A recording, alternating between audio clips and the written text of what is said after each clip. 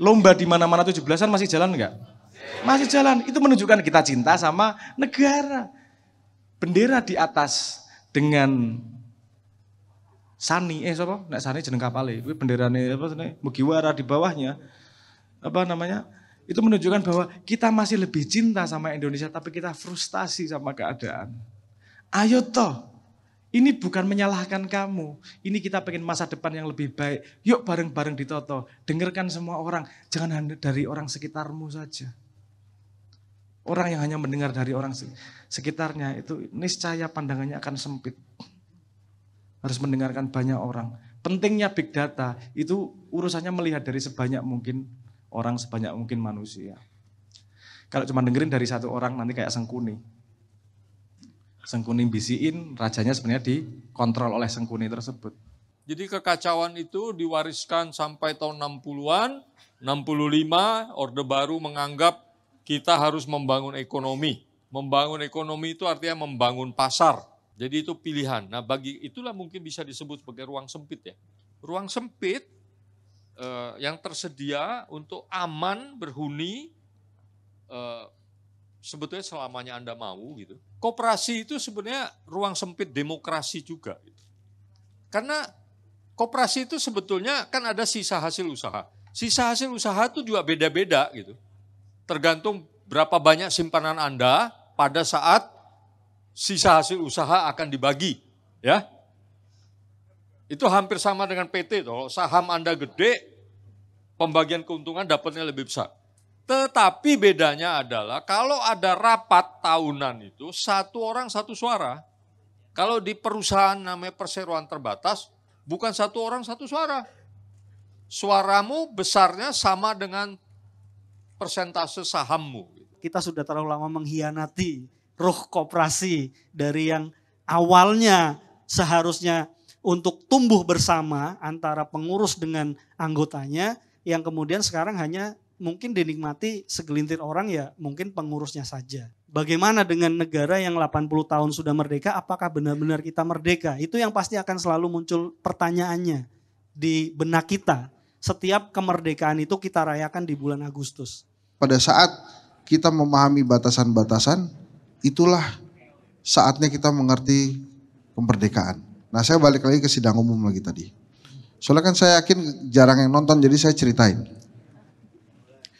Di sidang itu harusnya menjadi salah satu simbol harapan baru buat kemerdekaan kita. Ya nggak apa-apa, pada akhirnya kita akan bertemu di satu jalan yang sama untuk memperjuangkan hak kita sebagai rakyat Indonesia. Karena kedaulatan ada di tangan kita.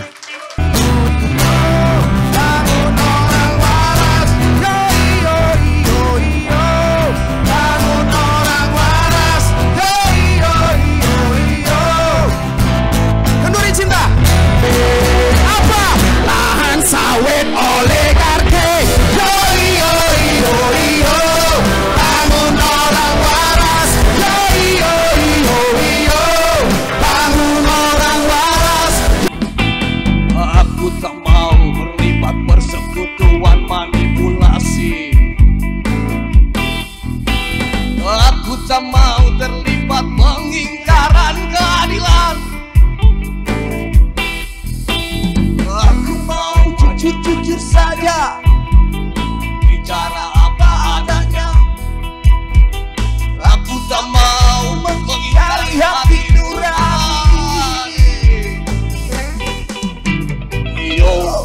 Bawalah aku ke tempat di mana aku bisa tidak bertemu dengan Indonesia. Bukakan kepada aku satu wilayah rahasia di mana aku bisa bersembunyi dari Indonesia. Karena Cak Nun udah lama menghilang, gitu. Nggak mau lagi punya acara TV. Yang benar, yang benar, benar Cak. Nggak disuruh Pak Ishadi, nggak Pak Cak. Saya inisiatif sendiri. Oke, boleh. Kalau emang sampean betul, tapi harus ada syarat. Apa Cak?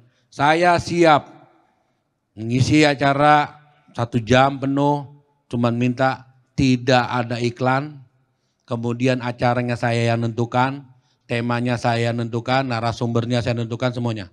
Dan gak boleh ada iklan. Aduh Cak gak bisa, sudah cukup, jangan diterusin. Tapi sebagai manusia yang khalifatullah ya, sebagai khalifah ya, itu kan juga tugas kita. Itu tetap harus berkreasi, berkembang, terus resilience ya, terus gritnya kuat sehingga kita tetap bisa tetap bergembira dengan hal-hal yang mungkin menekan kita. Jangan-jangan itu obat buat kita lebih kuat lagi, lebih tahan lagi dan lebih berkarya lagi. Merdeka itu satu hal dan satu hal yang fundamental buat Indonesia dan untuk kita semua. 80 tahun sebagai negara yang independen, yang juga sekarang punya liberty, egalitarianisme, fraternity. Mungkin tidak dari titik awal. Kita juga harus berjuang untuk mencapai nilai politik itu. Wah, bagus, kalian semua masuk surga, kata gurunya. Ayo yang mau masuk surga silakan berdiri, semua berdiri kecuali Nina. Nina nggak mau berdiri. Gurunya bilang, loh Nina kenapa nggak mau berdiri? Emang Nina nggak mau ke surga? Mau Bu. Lah ya kenapa nggak mau berdiri? Emang berangkatnya sekarang katanya. Betapa anak kelas 2 SD itu membuat saya senang. Dia merdeka sekali anak ini. Tapi saya juga udah punya prediksi Nina akan dihancurkan waktu kelas 4. Dan dia nggak merdeka pas kelas 6 dan dia pengen bunuh diri pas lulus kuliah. Karena mulai terasa sakit hati dengan dunia ini. Tapi terjadi ripple efeknya. Yang pinter di atas, yang hebat di atas, lainnya terinspirasi dengan itu. Semakin terjadi cycle yang baik. Kalau yang di atas bukanlah yang bisa dicontoh, lihat generasi berikutnya. Pasti akan nyontoh itu. Ngapain saya kerja berat-berat? Orang dia kayak gitu aja bisa naik kok. Banyak menteri sekarang, sahabatmu, barang menteri gue aku ngerti ceritanya. Wah naiknya tuh ya. Sekarang itu yang bisa naik dengan cepat, itu syaratnya sederhana, nggak punya malu dan nggak takut masa depan. Nggak takut akhirat, itu wah bisa. Situational awareness-nya sangat rendah.